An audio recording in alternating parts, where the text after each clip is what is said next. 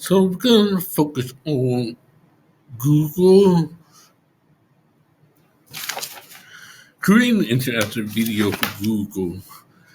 We use Google Doc, and I'm gonna show you some cool features.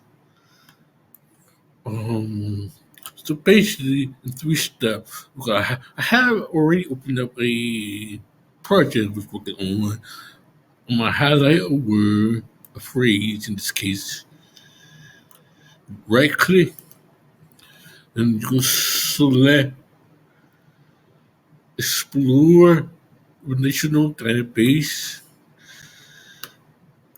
Might be here to just over a little bit.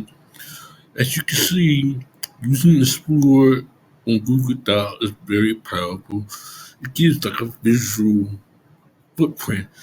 So you click on that, it'll take you to the website and it tells you blah blah blah blah what's the relationship database. So that's how you use the Explore feature by right clicking the word, and it's a good way to expand when you want to cite a source.